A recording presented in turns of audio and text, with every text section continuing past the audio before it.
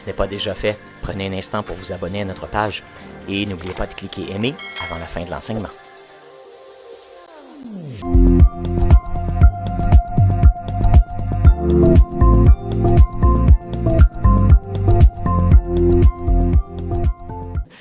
Mais on va allumer la première chandelle aujourd'hui de la première semaine de l'Avent. Et pour ceux qui ne sont pas familiers avec le chandelier de l'Avent, eh bien, l'idée, c'est de marquer les 4 dimanches menant à Noël avec les chandelles. Et donc, à chaque semaine, on allume une chandelle et on donne une signification à chaque chandelle jusqu'à Noël. Puis, elle brûle pas fort. Il y a beaucoup de cire, là. Tiens, je vais donner une chance. Et donc, Pasteur Caroline, la première chandelle qu'on allume, quelle est sa signification? Le repos est ta portion. Ou ta part. Donc, on va la voir. Là, ça me prendrait le petit couteau pour gratter la cire, justement. Oui, c'est ça. C'est correct, elle va reprendre du... Alors, tu peux y aller, Pasteur Caroline.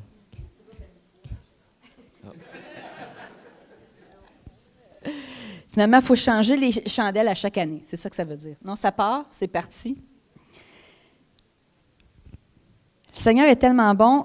Mon sermon ne sera pas trop long parce que j'ai prêché la moitié pendant les louanges. Ça fitait vraiment. Non.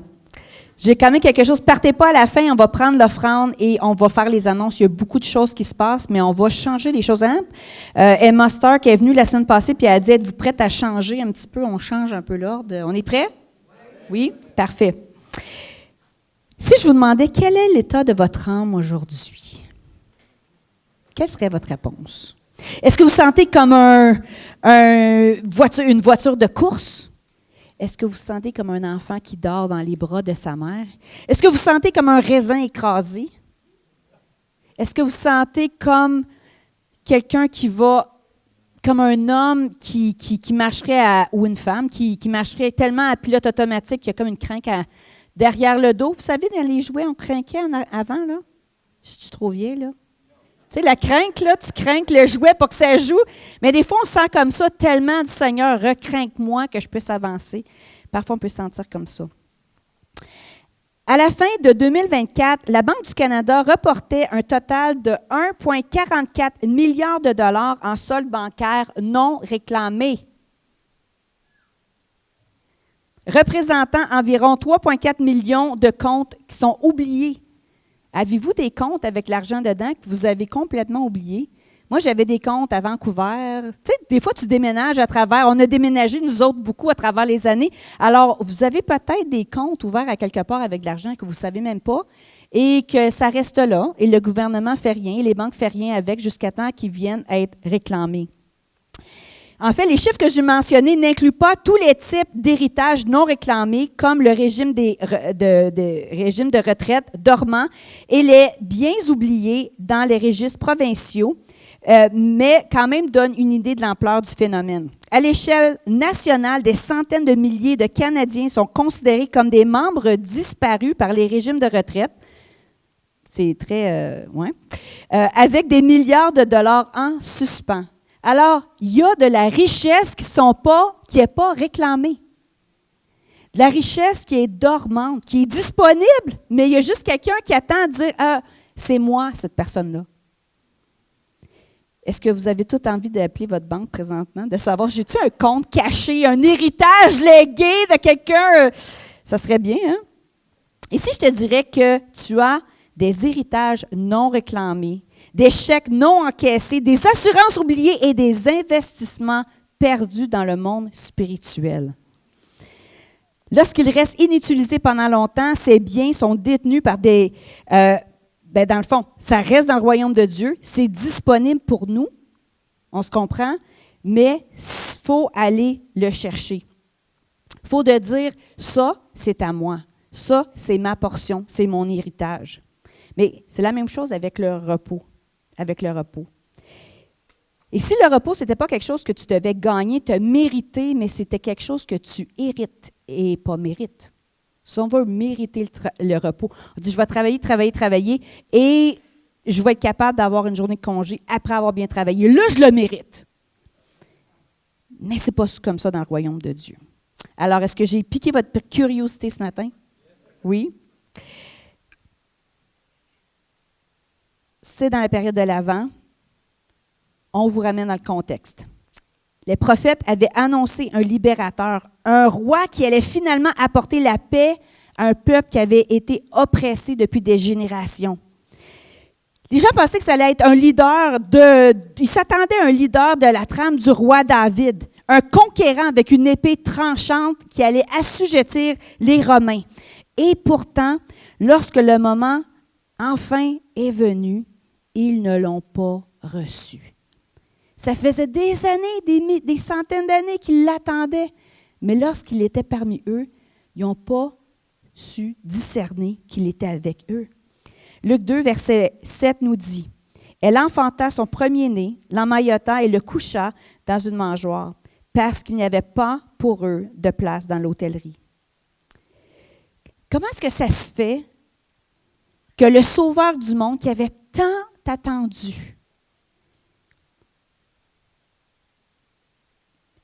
à ce moment-là, a été repoussé? Et en fait, je ne peux pas dire nécessairement que c'est un geste de rejection flagrante, parce qu'ils ne savaient pas nécessairement que c'était le Fils de Dieu, on s'entend, mais leur vie était trop pleine. Il y avait trop peu de place, trop d'agitation. C'était une grande fête, hein? Quand Jésus est né, trop d'encombrement, les gens étaient trop pressés, peut-être trop distraits. Mais est-ce que c'est encore comme ça aujourd'hui? Ça a tendance à être comme ça, hein? La promesse de Dieu, le Sauveur qui arrive, qui ne trouve pas de la place. Souvent, dans cette saison ici, on a de la difficulté à créer de l'espace dans nos vies pour le silence, la tranquillité, la paix, l'abandon. Aujourd'hui, l'invitation qui nous est lancée, c'est de faire de la place.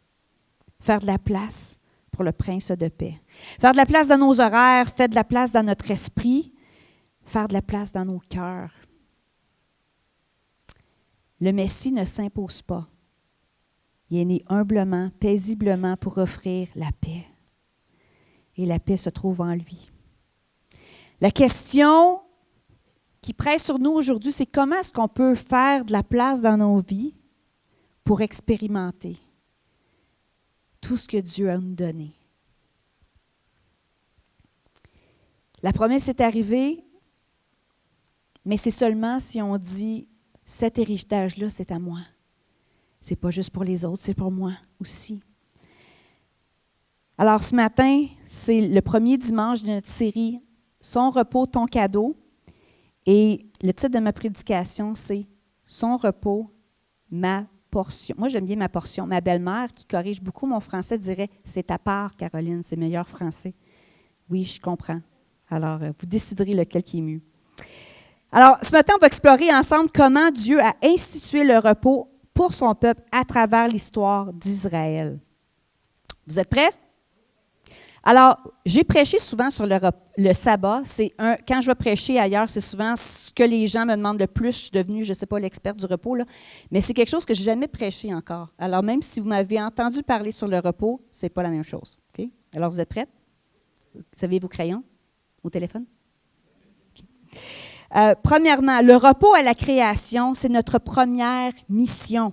Genèse 2, versets 2 et 3 dit, « Le 7e jour, Dieu a terminé son œuvre de création et il se reposa en ce jour-là de tout son œuvre. » Il ajoute, « Dieu bénit le 7e jour et le déclara saint parce que ce jour-là, il se reposa de toute son œuvre de création. » Dieu bénit. Dieu donne sa faveur à la journée de repos. Le mot le plus fréquemment utilisé dans les Écritures pour parler du repos, c'est le mot hébreu « manua ». Ancré dans la tradition juive, ce mot reflète l'idée qu'au 7e jour de la création, Dieu ne s'est pas seulement arrêté de travailler, il n'a pas seulement cessé son travail, mais il a créé quelque chose de nouveau. Lorsque Dieu a créé l'être humain, il ne l'a pas immédiatement envoyé pour aller travailler. Il n'a pas dit, Adam, t'es créé, OK, j'ai une job pour toi. C'est pas ça qu'il a dit. Il a dit, Adam, ton premier mandat sur la terre, ta première mission, c'est de te reposer en moi. Ouf! Est-ce que notre vie serait différente si on vivrait vraiment comme ça? Notre premier mandat, c'est de vivre à partir du repos. Lorsque Dieu a créé l'être humain, il a donné encore le premier mandat. C'était la première mission, c'était de se reposer. Tout comme le ciel et la terre ont été créés en 6 jours, le manua, qui est le repos, a été créé le 7e jour. Il manifeste dans le temps la nature même de Dieu qui vient de compléter l'univers.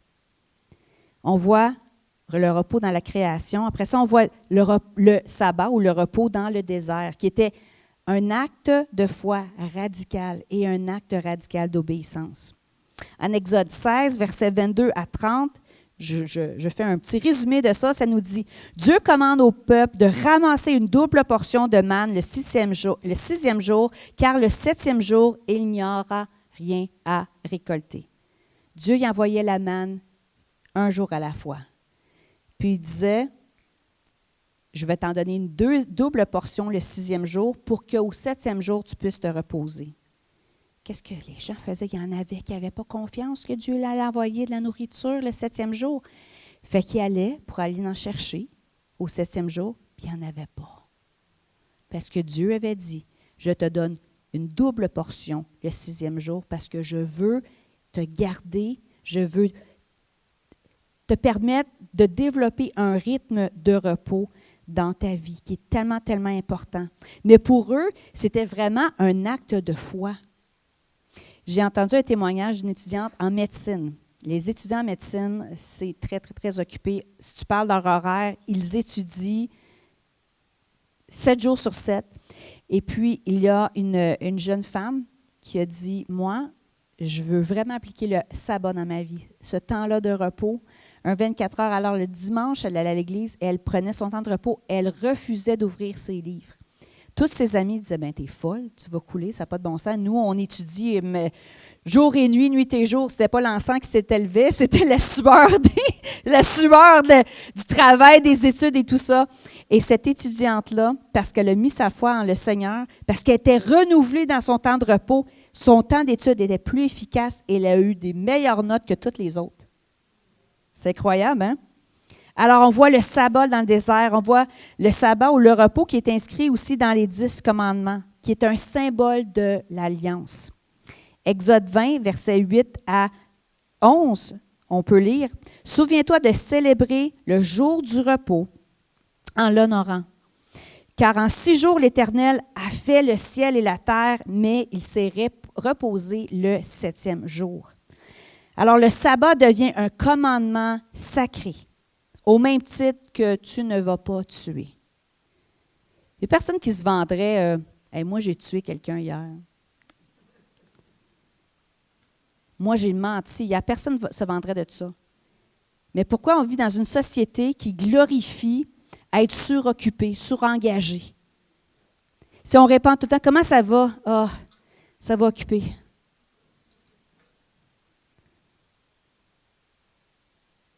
Voyez les priorités du royaume? On vit dans un monde où je fais, et parce que je fais et j'accomplis des choses, bien, j'ai des choses, je travaille fort, fait que j'ai de l'argent, je suis capable de me payer des choses. Hein? Puis parce que j'ai des choses, bien, je suis une personne d'importance. Mais dans le royaume de Dieu, c'est je suis en Christ, Christ est en moi, j'ai tout ce que j'ai besoin. Parce que je suis en Christ, j'ai, parce que j'ai, je fais. Je répète, voyez le paradigme ici? Je fais, parce que je fais, je possède, parce que je possède, je suis. J'ai des titres. Dans le royaume de Dieu, c'est je suis. J'ai un héritage, j'ai une portion qui m'appartient. J'ai un cadeau qui est à moi. Je suis en Christ, il est en moi. Et parce que je suis, j'ai le repos, j'ai l'autorité, j'ai sa provision, sa présence dans ma vie, j'ai toutes ces choses-là. Puis parce que j'ai ces choses-là, je suis capable de faire et de servir. Alors, le repos ne veut pas dire la paresse. C'est que l'énergie est différente. Quand j'avais fait ma thèse de maîtrise, c'était sur la prévention de l'épuisement chez les pasteurs. Une partie de ça, c'était là-dessus. Et puis, on a découvert, en faisant ces recherches-là, que c'est moins le burn-out, ça a moins rapport avec le nombre de tâches que tu as à faire. Ça a plus rapport avec l'énergie émotionnelle qui est attachée au travail. Tu peux être dans un moment dans ta vie que tu n'es pas si occupé de ça, mais tu ne dors pas la nuit et tu es tellement stressé. Ou tu peux être super occupé puis vivre dans la paix. Comprenez? C'est vraiment une question de posture. La posture est tellement importante. Le sabbat, dans les 10 commandements, c'était le symbole de l'alliance entre nous et Dieu. Un rappel hebdomadaire que Dieu est le Créateur et qu'on n'est pas Dieu. Alors, on doit s'arrêter pour se souvenir et l'adorer. Et le sabbat a été donné dans un contexte que le peuple de Dieu a été esclave pendant 400 ans. 400 ans où est-ce que, tu sais, vous savez, un esclave, ça n'a pas une journée de congé, puis ça ne part pas de 9 à 5.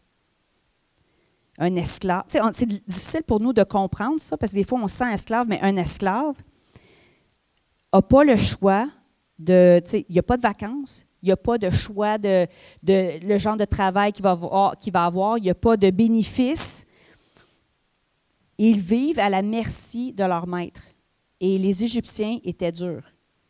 Que tu ailles 99 ans, que tu en ailles 12, tu étais esclave pareil. Puis s'il fallait que tu t'emmènes des gros blocs de ciment, c'était ça. Du matin au soir, tous les jours.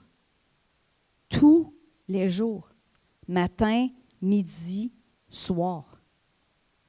Tous les jours.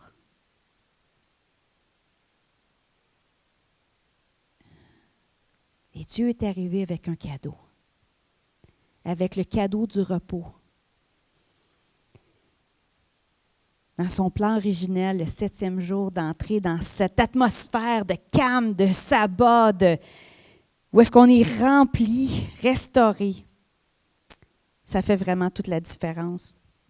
J'ai déjà lu cette quote-là, cette citation, mais je veux la lire encore parce qu'elle est tellement significative.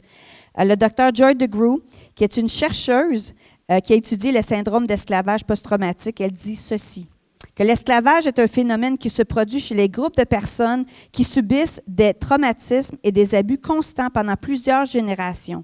Okay? On parle de l'abus, du syndrome de l'esclavage post-traumatique. Elle dit, l'esclavage est plus qu'un travail forcé. Les esclaves n'ont pas de voix. Les familles sont déchirées. Les fils et les filles sont séparés de leurs parents. Les esclaves n'ont aucun pouvoir sur leur propre corps. Ils sont vendus pour de l'argent, maltraités, surmenés, déshumanisés.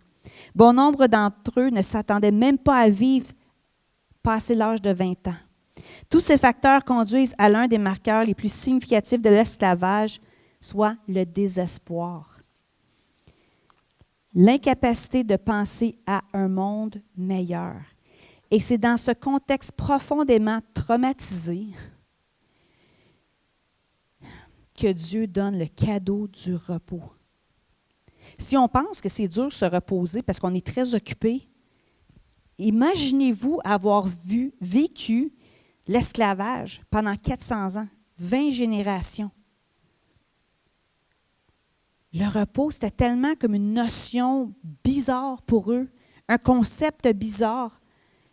Et même s'ils étaient sortis de l'Égypte et libérés, ça a pris du temps avant que l'Égypte sorte d'eux. Hein? On le dit souvent, celle-là. C'est vraiment vrai. Est-ce que ça vous arrive de vous sentir que vous n'avez pas le choix d'être occupé? Vous êtes juste occupé, j'ai juste pas le choix dans ma job, c'est comme ça. C'est juste, je suis dans le jus. C'est une saison occupée. Mais vous savez, une saison, ça a un début et une fin. Puis si ta saison n'a pas de fin, ce n'est pas une saison, c'est ta vie. C'est comme ça que tu vis ta vie. Moi, moi, je prêche 7 fois cette semaine. OK? C'est occupé cette semaine, mais demain, je m'en vais au spa. Je vais me reposer, je vais avoir un bon sabbat. Mais vous voyez, on comprend qu'il y a des saisons, il y a des temps que c'est juste vraiment plus occupé. OK? Il y a des choses, il y a des demandes, des opportunités. Mais si on ressent, j'ai juste pas le choix, c'est comme ça que la vie est, on choisit de prendre la posture d'un esclave. Parce qu'un esclave n'a pas le choix. Un enfant de Dieu, par exemple, il est donné le cadeau. Oui, il y a une liberté de décision, de choix. Et oui, des fois, c'est pas facile de déplaire mais en même temps, on est libre ou on ne l'est pas. Si ce matin, vous adoptez, puis personne ne se lève, « Ah, je suis un esclave aujourd'hui. » Personne, mais c'est un sentiment. Moi, je me suis déjà senti comme ça, un sentiment, j'ai juste pas le choix. Il y a trop de besoins, il y a trop de bonheur, j'ai juste pas le choix. Puis des fois, ça vient encore à mon esprit. Toutes les choses que j'ai à faire. Caroline, tu es un enfant, tu n'es pas un esclave. Viens te réaligner avec mon repos. Et j'établis des rythmes de repos dans ma vie. Vous me suivez? Alors, quatrièmement, le sabbat comme un signe d'alliance. C'est une marque de l'identité spirituelle du peuple de Dieu. En Exode 31, entre versets 12 et 17, je fais un petit résumé, ça dit « Le sabbat sera un signe entre moi et vous, de génération en génération. Votre capacité à vous reposer va être un signe que vous m'appartenez. Seigneur, comment est-ce qu'on peut rejoindre le monde avec l'Évangile? Vis une vie de repos. Parce que lorsque tu vis une vie de repos, une posture de repos, tu ne vis pas dans l'agitation. Tu as une capacité de voir autour de toi les gens, autour de toi, de les regarder, de les écouter, de voir les besoins aussi. Quand on est agité, on est en mode de survie. C'est comme si on vit sous l'eau puis qu'on respire à travers une paille. Est-ce que vous êtes déjà senti comme ça? Levez votre main, là, s'il y a quelqu'un qui s'est déjà senti comme ça. Oui, comme en mode de survie. Et, écoutez, je comprends qu'il y a des moments aussi que c'est anormalement occupé, mais il faut que ça soit une saison. Puis même dans les saisons, il faut aller trouver le repos. Le repos. Ce cadeau-là. Le sabbat est le sceau visible de l'alliance de Dieu avec son peuple.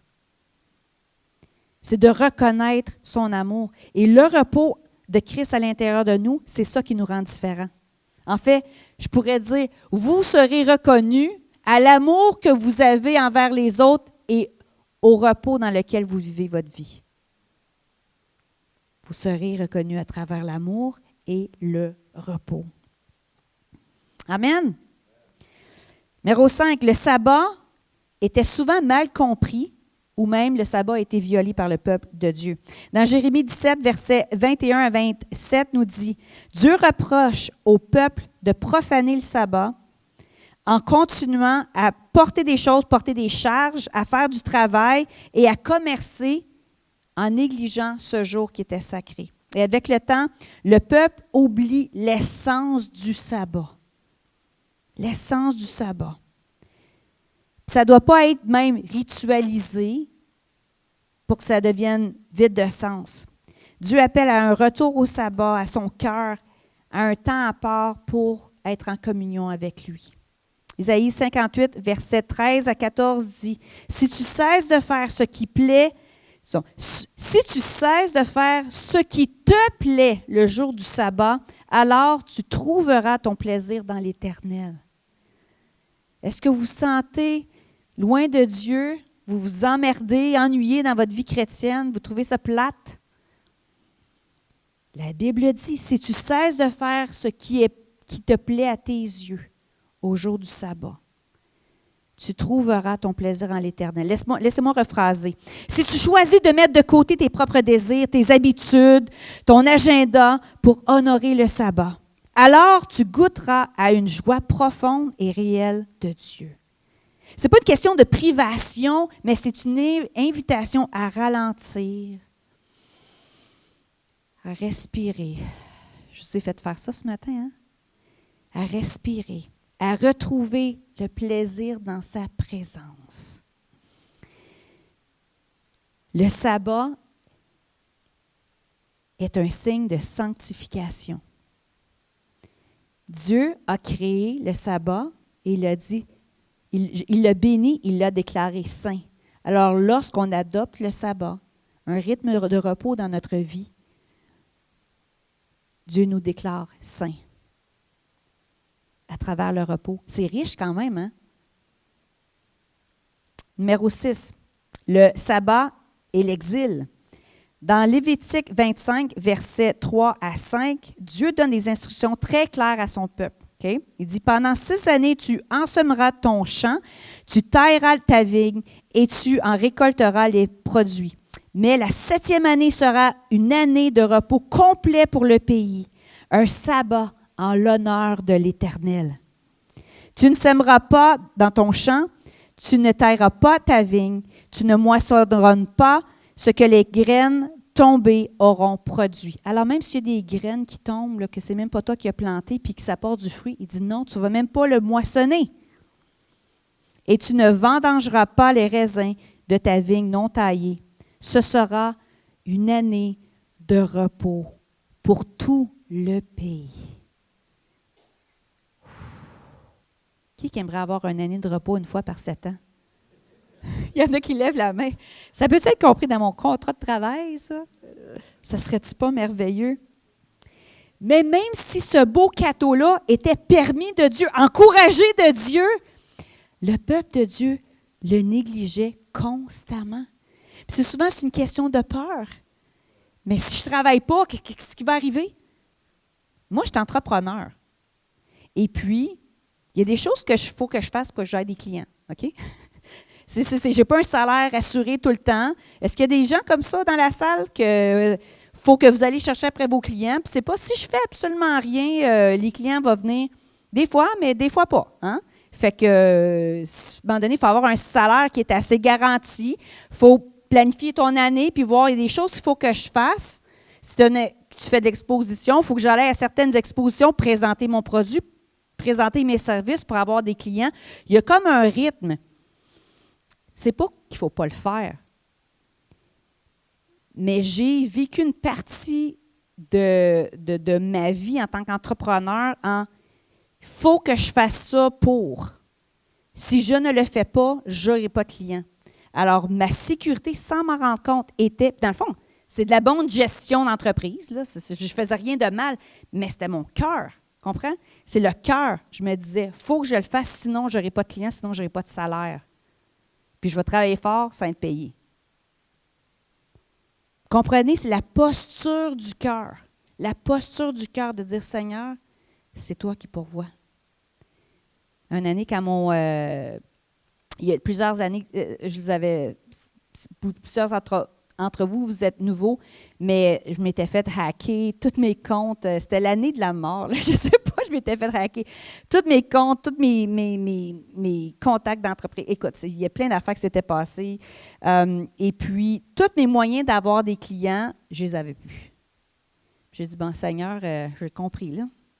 C'est pas moi qui vais le créer, certains, cette année. Et j'ai eu des clients quand même. Et Seigneur a pourvu d'autres manières. J'ai un contrat des États-Unis de coaching à 20 000 $. Puis j'avais beaucoup moins de clients normaux. Tu sais, le Seigneur a fait un œuvre. J'ai comme pas mal eu la même affaire à la fin de l'année. Mais c'était vraiment de dépendre sur lui. Mais c'est éprouvant parfois. C'est pas facile parce que ça nous sécurise de travailler. Mais l'affaire, c'est qu'on travaille, on se sent coupable d'être pas être plus à la maison. On est à la maison, on se sent coupable d'être pas assez au travail. Non, mais on ne gagne jamais, là. Je suis toute seule, moi. On s'entend? Fait que la posture du repos, je vous dis, moi, le repos, c'est pas dans ma personnalité, là. Tu sais, vraiment pas, là. C'est vraiment quelque chose que le Seigneur m'a enseigné, puis il faut que je me ramène à... C'est comme si je voyais le Seigneur me prendre, il va le faire. Il me prend par les épaules, Caro, ma cocotte. Juste. c'est là qu'il faut que tu sois. Là, c'est trop de pression. Ici, il y a un flot. Ça coule. Mes bénédictions coulent parce que tu es connecté avec mon cœur. OK, mais là, on va venir à Chroniques 36, verset 21 qui dit, là, c'est d'un contexte où est-ce que le jugement de Dieu juge le peuple d'Israël à cause de sa rébellion, et une des raisons, c'est parce qu'il n'a pas observé le sabbat. Alors, vous me suivez? On est pendant l'exil. C'est ainsi que s'accomplit ce que l'Éternel avait dit par la bouche de Jérémie. Le pays jouit de son repos sabbatique pendant toute l'année toute la durée de la déportation. Il se reposa en effet pendant 70 ans, jusqu'à ce que cette période fût révolue. Car là, ce verset fait référence au jugement de Dieu pour Juda lorsque le peuple fut exilé à Babylone. Il souligne que le pays a enfin pu se reposer parce que les Israélites, littéralement, il n'y avait pas le choix. Ils n'étaient même plus là. La terre a pu se reposer parce qu'ils n'étaient même plus là pour le cultiver. Mais c'était directement parce qu'ils n'avaient pas respecté Lévitique 25. OK? Écoutez ça. Pendant 490 ans, le peuple a négligé de laisser la terre se reposer une année sur 7. 480. Dieu, il est patient. Lent à la colère, riche en beauté. Mais 490 ans à désobéir constamment. OK? Le résultat, c'est tellement important pour Dieu, OK, que Dieu a récupéré ses 70 ans de repos en exilant le peuple pendant 70 ans. Le sabbat devient ainsi un principe spirituel et territorial où Dieu prend le sabbat au sérieux. Est-ce que vous comprenez la gravité de ça? La beauté, tu dis, mais pourquoi est-ce qu'on ne le voudrait pas? Tu sais, tout le monde veut du repos. Mais ça demande tellement un lâcher-prise, le repos. Parce que ça reconnaît, Seigneur, moi, je ne suis pas en contrôle de rien. Et qu'on aime ça être en contrôle. On aime ça être en sécurité par ce qu'on fait. Quelle invitation. Quelle belle, belle invitation. Et on voit après le retour de l'exil, la restauration du sabbat en Néhémie 13, entre le verset 15 et 22, je résume. Néhémie réprimande le peuple pour avoir profané le sabbat en faisant du commerce et il ferme les portes de la ville le jour du sabbat. Littéralement, il fait le mur, il ferme les portes, il dit non, je vais vous aider à mettre des limites personnelles afin de vous aider à préserver le sabbat. Alors, le sabbat est réaffirmé comme une priorité dans la restauration du peuple. C'est un acte, en fait, de repentance. Le peuple, au complet, s'est repenti. Et voici pourquoi. On protège le sabbat, car le sabbat protège l'âme du peuple. Il faut protéger le repos dans nos vies, parce que le repos protège l'âme. Quand on est à bout, quand on est fatigué, c'est souvent là qu'on n'est pas fin avec les autres. C'est souvent là qu'on dit des choses et qu'on n'en manque pas de péché, qu'on doit se repentir après. C'est souvent là qu'on est faible, qu'on dit oui à des choses qu'on devrait dire non. Qu'on finit de l'année, je commençais avec des belles intentions, mais à la fin de l'année, je n'ai pas fait pas tout ce que Dieu m'a demandé. J'ai fait plein d'affaires, mais je n'ai pas fait la seule chose que Dieu m'a demandé. Alors, le sabbat en 2025, c'est plus qu'un jour de repos. Et j'espère que vous commencez à être excités un petit peu dans votre esprit. Le sabbat est un rappel hebdomadaire de l'identité du peuple de Dieu, de notre identité.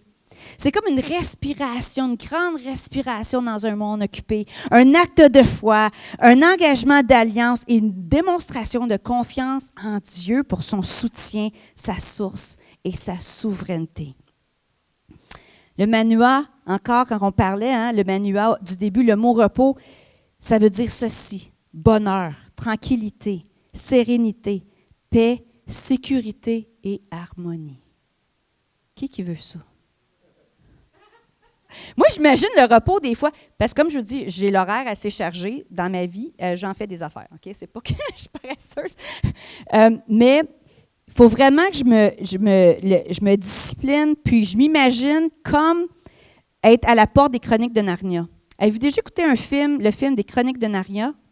Oui, c'est un roman de C.S. Lewis qui parle comme des enfants, qu'il y a une porte entre le monde de Narnia et leur monde humain. OK? Alors, ils ouvrent la porte et ils entrent dans un autre monde. Moi, c'est comme ça que j'imagine le Manua, qui a été créé le 7e jour. Une nouvelle dimension.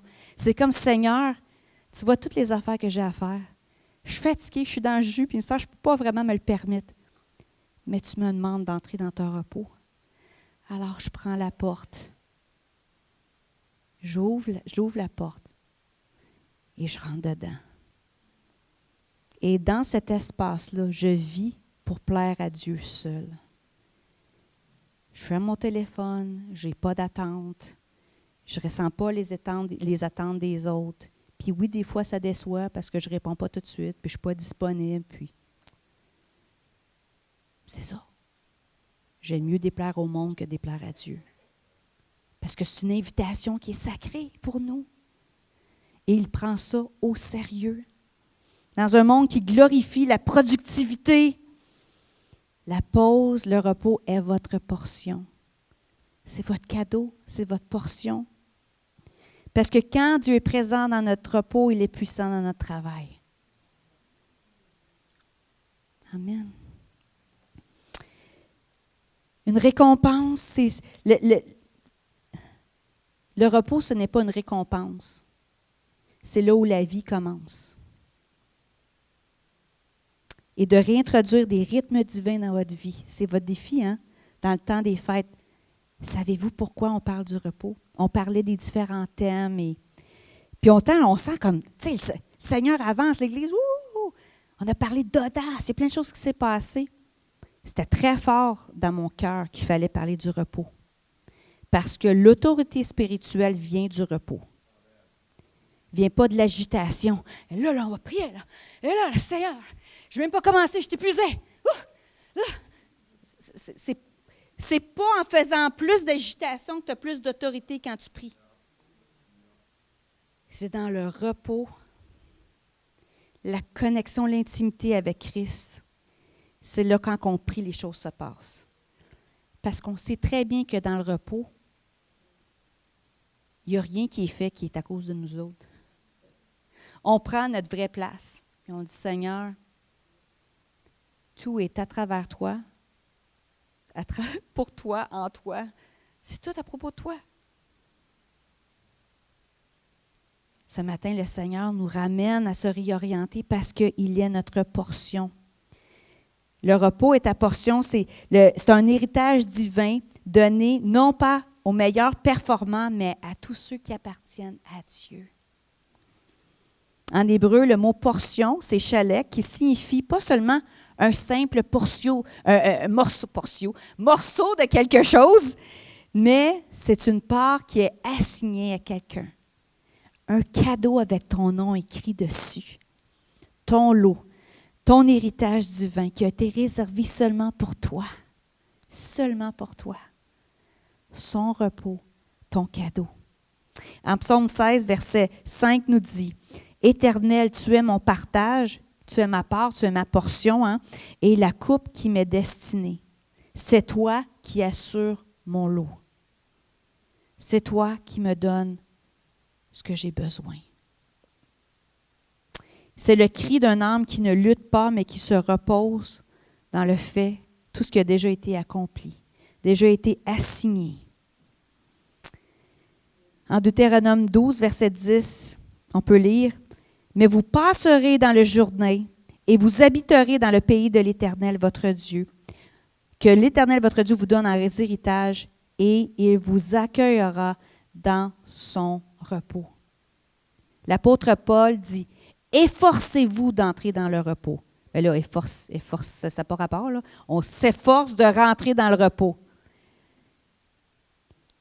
Parce qu'il reconnaît que ce n'est pas facile, qu'il y a des pressions, qu'il y a des demandes. qui a plein de, en anglais on dit des gorgeous distractions. C'est beau, mais c'est une distraction. C'est beau, ça paraît bien, ça va paraître bien sur ton CV si tu fais ça, les gens vont t'aimer.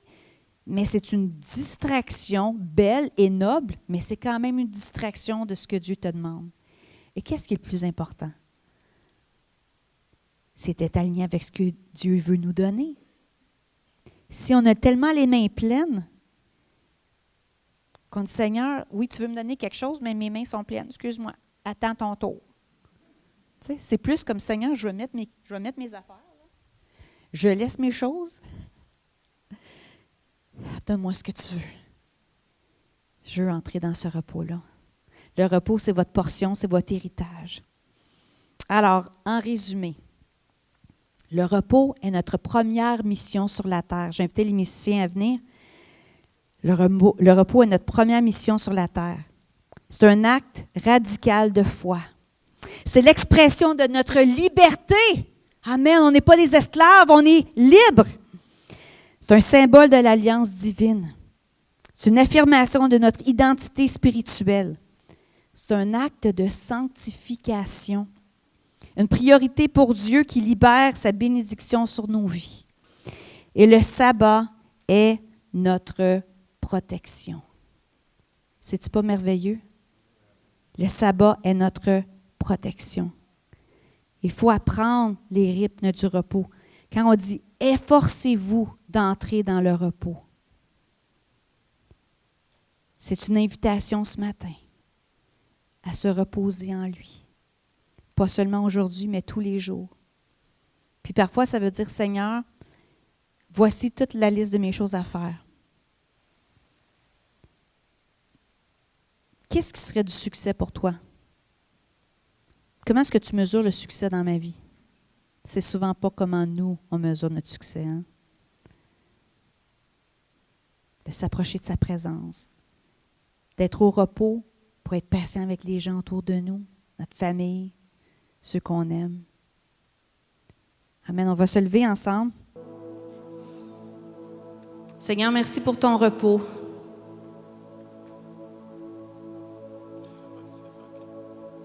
Seigneur, tu es digne de louange, digne d'adoration.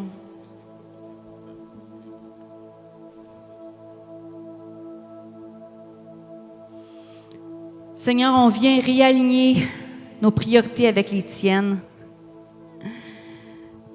Seigneur, des fois, on reconnaît notre vie est comme une guitare mal accordée.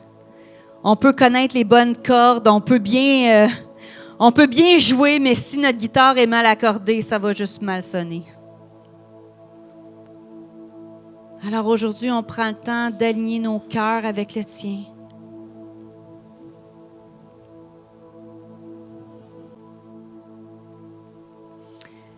Alors Seigneur, on te dit merci pour ce que tu fais en nous, à travers nous et pour nous.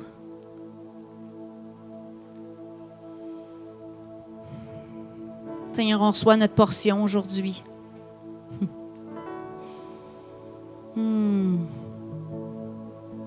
Seigneur, ce matin, il vous invite à déposer la performance, la pression, tout ce qui vous presse. Il vous invite à entrer dans son repos.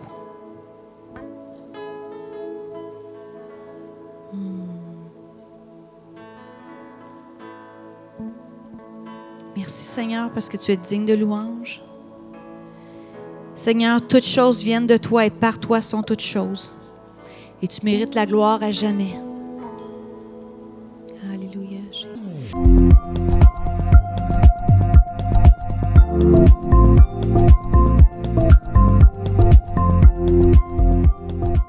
Si ce n'est pas déjà fait, prenez un instant pour vous abonner à notre page et n'oubliez pas de cliquer aimer avant la fin de l'enseignement. Si vous avez besoin de prière ou d'accompagnement spirituel, n'hésitez pas à communiquer avec nous à l'adresse courriel suivante: sos@lecarrefour.org.